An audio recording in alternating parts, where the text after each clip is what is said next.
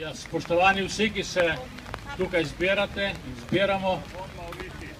Janez Janša je zaprt že 40. dan. 10 tisoči so do sedaj z mirnim protestom že izrazili svoje mnenje do obsodbe Janše v primeru Patria. Mnogi so se tudi javno izpostavili. Vsi, ki prihajamo sem, vemo, da gre za krivico. Da gre za krivico, vedo tudi tisti, ki jih do sedaj še ni bilo sem. Da gre za krivico, vedo tudi pravniki, vedo odvetniki, vedo tožilci in vedo tudi sodniki. Tako tisti na sodiščih, kot sodniki na ustavnem sodišču.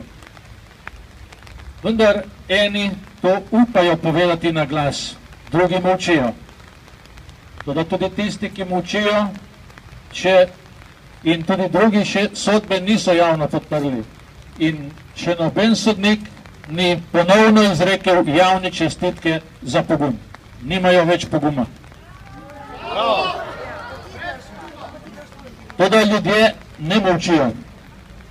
Govorijo na glas in govorijo povsod. Vsi govorijo o krivici Janši, njegovim otrokom, njegovi družini, njegovim političnim sopotnikom. Tisti, ki ne govorijo, so prestrašeni, se bojijo. Žal o tej krivici ne spregovorita ne varuhinja človekovih pravic in ne predsednik države. Dve osebi, ki naj bi bila ena sama milost in pravičnost. Dve osebi, ki sta občutljivi do krivic v Afriki, Bosni, druge na Balkanu, ki sta občutljivi do krivic na splošno in povsod po svetu, nočete reči jasne in nedvomne besede o konkretni krivici, konkretni osebi v njuni državi. Kot da nista naša zastopnika, čeprav sta bila izvoljena od nas in za nas. Celo prisegla sta, da bosta spoštovala ustavni red in človekove pravice.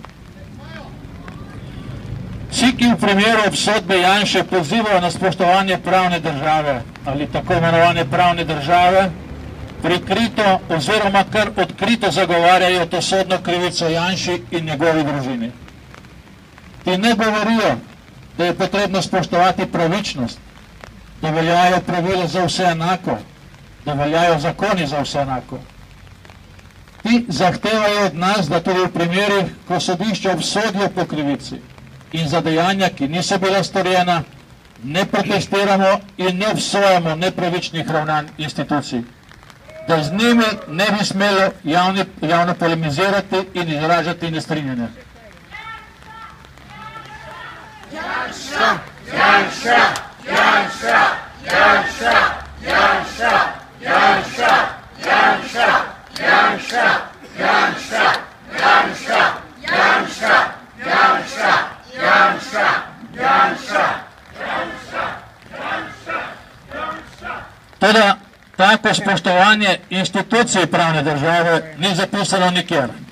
Tega ustava ne zahteva od nikogar. Mi nimamo varuha za spoštovanje institucij pravne države. Imamo pa varuha za spoštovanje človekovih pravic, ki mora državljane zaščititi pred delovanjem institucij pravne države. In kar tretjina naše ustave je posvečena tej zaščiti državljana. Pa niti Pahor, niti varuhinja o tom ne spregovorita.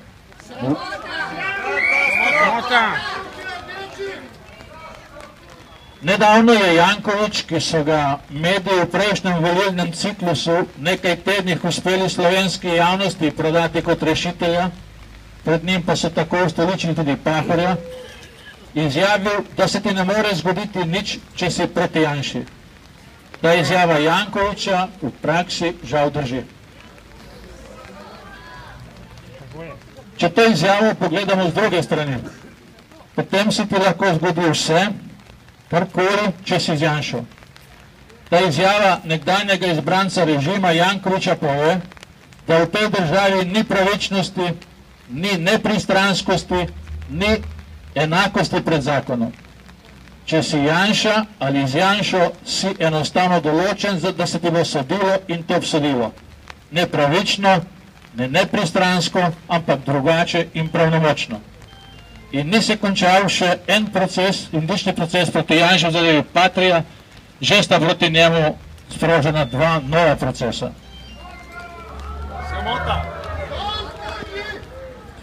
Spoštovanje institucij take pravne države zahtevajo od nas tisti, ki so zlorabili pravo in pravno državo za izločitev političnega nasprotnika. To zahtevajo tisti, ki imajo od tega neposredne politične in druge koristi. Celo jasno povedo, da tudi v primeru, če sodba pade, ne bodo nič storili za popravo političnih krivic. Nič, saj je za njih vse legalno in legitimno.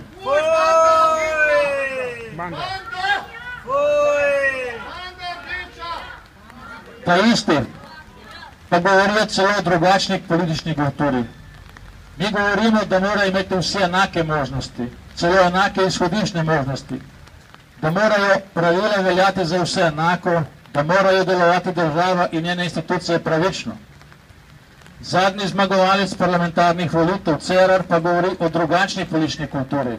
To je o čem? Kaj je to?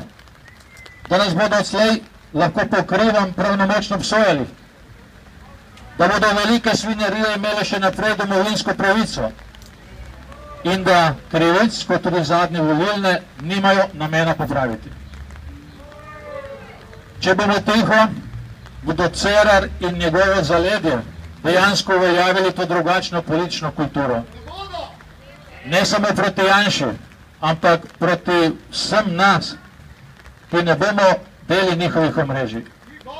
Za njih bo veljal privilegij odločanja o sprožitvi ali nesprožitvi postopka, o obsodbi ali ne obsodbi, o uporabi dejstev ali uporabi indicev.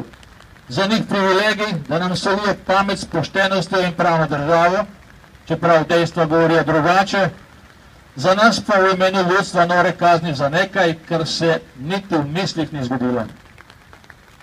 Tudi zato moramo ustrajati.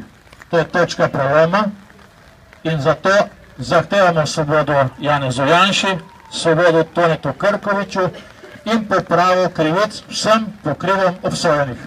Hvala.